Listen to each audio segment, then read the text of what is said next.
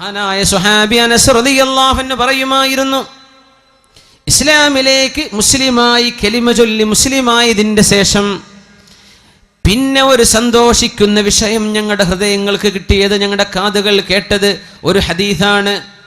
ഖാല റസൂലുള്ളാഹി സ്വല്ലല്ലാഹു അലൈഹി വസല്ലം അൻത മഅ മൻ അഹ്ബബ്ത അൻത മഅ മൻ അഹ്ബബ്ത.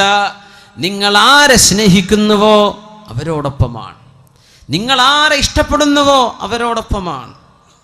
ഇതിനേക്കാളും സന്തോഷമുള്ള ഒരു വാക്ക് മുസ്ലിമായതിന്റെ ശേഷം ഞങ്ങളുടെ ചെവികൾ കേട്ടിട്ടില്ലെന്ന് മഹാനായ സ്വഹാബി അനസ് ഇബ്നു മാലിക് റളിയല്ലാഹു അൻഹു. ആര് സ്നേഹിക്കാം? നിങ്ങൾ ഹിന്ദുവിനെ, ക്രിസ്ത്യാനിയെ, സിനിമാ സ്റ്റാറിനെ, കളിക്കാരനെ ഒക്കെ സ്നേഹിച്ചോ, അവരെങ്ങോട്ട് പോകും? അവരുടെ കൂടെ പോകാം. ഇതാണ് ഇസ്ലാമിൻ്റെ വിഷയം. നിനക്കാരെ സ്നേഹിക്കാം, അവരെങ്ങോട്ടാ പോവുക? ആ കൂട്ടത്തിൽ പോകും. അൻത മഅമൻ അഹ്ബബ്ത. ഇത് ജീവിതത്തിൽ ഇനി ഈ ക്ലാസ്സിൽ നിങ്ങൾ ഒന്നും പഠിച്ചില്ല, ഈ ഹദീസ് പഠിച്ചേക്കണം. അൻത മഅമൻ അഹ്ബബ്ത, you will be with those who you love. നിങ്ങൾ ആരെ സ്നേഹിക്കുന്നു അവരോടൊപ്പമാണ്. ആരെ സ്നേഹിക്കുന്നു? അള്ളാഹിൻ്റെ ഔലിയാക്കന്മാരെ സ്നേഹിച്ചാൽ അവരോടൊപ്പം. അഷ്റഫുൽ ഖൽഖിനെ സ്നേഹിച്ചാൽ ഹബീബിൻ്റെ കൂടെയാണ്. അംബിയാഇനെ സ്നേഹിച്ചാൽ അവരോടൊപ്പമാണ്. അതല്ല വലിയ സിനിമ നടീനടന്മാരോടാ വലിയ സ്നേഹം, അതൊക്കെ കഴിഞ്ഞിട്ടേ അന്നേ റസൂലൊക്കെ ഉള്ളൂ. നാം അവർ പോകുന്നിടത്തേക്ക് പോകാം. അത്രേ വിഷയമുള്ളൂ. അൻത മഅമൻ അഹ്ബബ്ത, നിങ്ങൾ ആരെ ഇഷ്ടപ്പെടുന്നു അവരോടൊപ്പമാണ്. എന്താണ് ഇതൊക്കെ പറയുന്നത്? നിങ്ങളുടെ ഹൃദയത്തിൽ നിന്നാണ് നിങ്ങളുടെ സ്വർഗവും നരകവും തീരുമാനിക്കപ്പെടുന്നത്. നിങ്ങളുടെ ഖൽബ് ശരിയായിട്ടുണ്ടോന്നാ? അള്ളാഹുവിൻ്റെ പൊരുത്തത്തിലാണോ ഹൃദയം? അള്ളാഹുവിന് സ്നേഹം കൊടുത്തോ? അള്ളാഹ് പറഞ്ഞ പോലെ ജീവിക്കുന്നുണ്ടോ ഇല്ലയോ?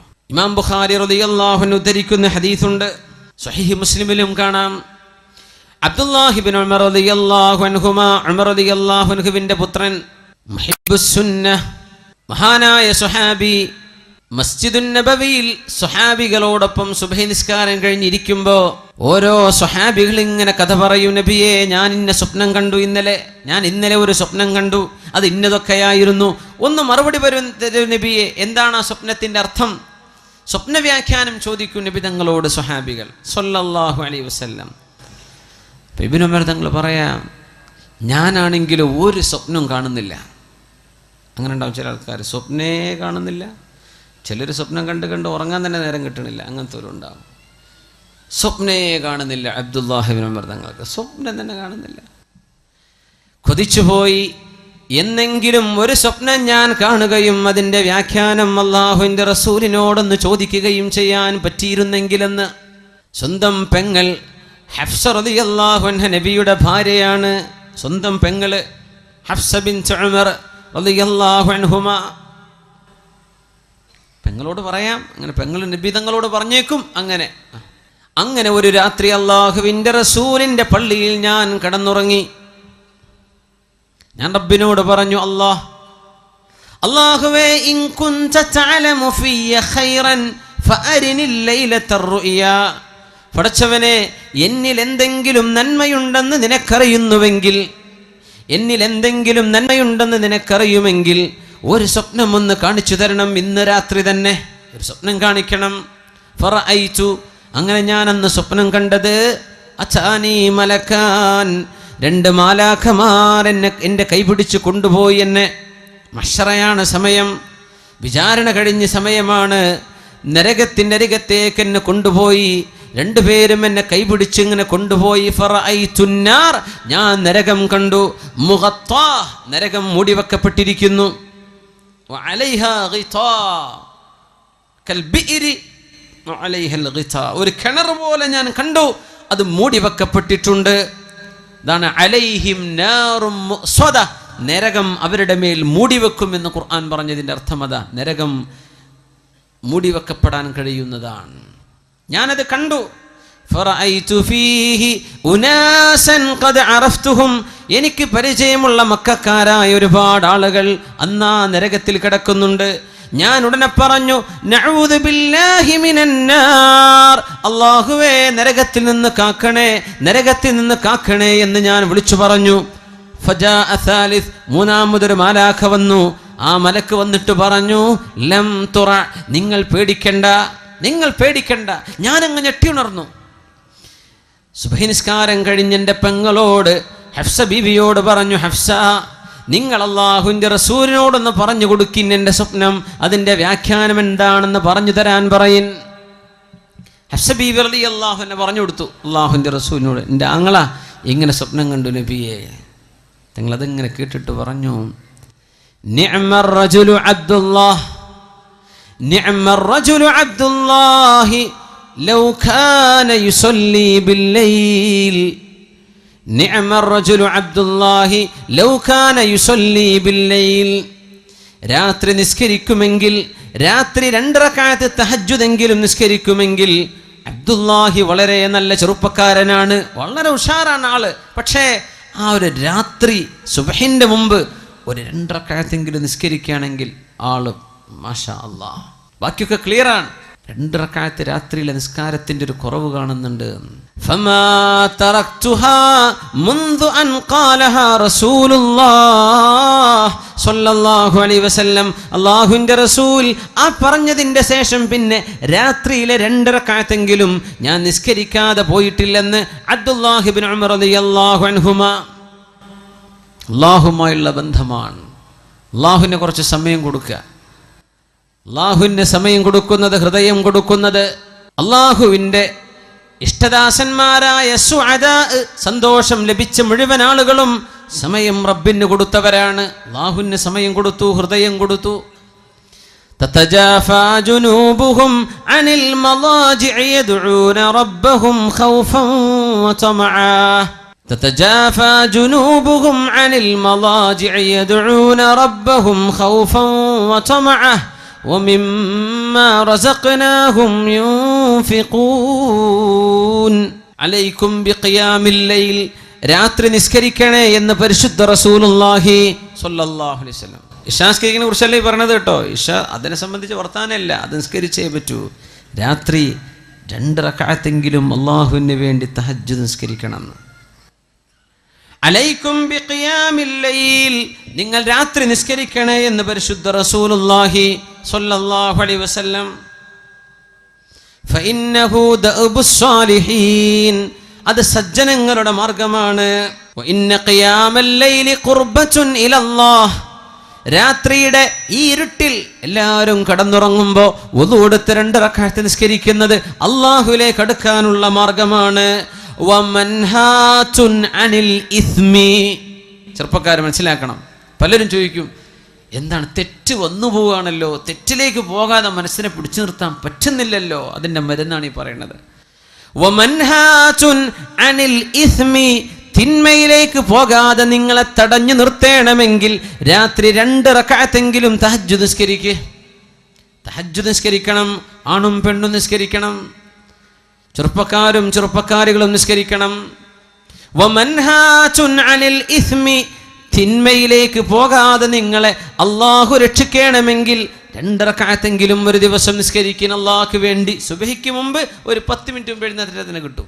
അരമണിക്കൂറോ 1 മണിക്കൂറോ മുമ്പ് പറ്റുന്നവർ അങ്ങനെ.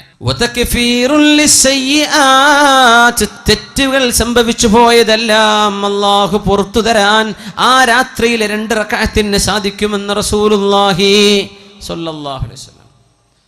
അവസാനത്തേത്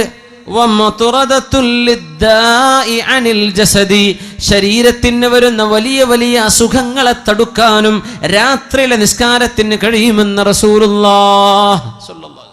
എത്രയോ ക്യാൻസർ രോഗികളുണ്ട്. അല്ലാഹുവർക്കൊക്കെ ശിഫ കൊടുക്കട്ടെ, അല്ലാഹു സലാമത്ത് നൽകട്ടെ. കിഡ്നി ഫെയിലിയറും പ്രശ്നങ്ങളൊക്കെ ഉള്ള ഒരുപാട് വലിയ വലിയ രോഗമുള്ള ആളുകൾ, അല്ലാഹുവർക്കൊക്കെ ശിഫ കൊടുക്കട്ടെ. അല്ലാഹു ശിഫ കൊടുക്കട്ടെ, അല്ലാഹു ശിഫ കൊടുക്കട്ടെ.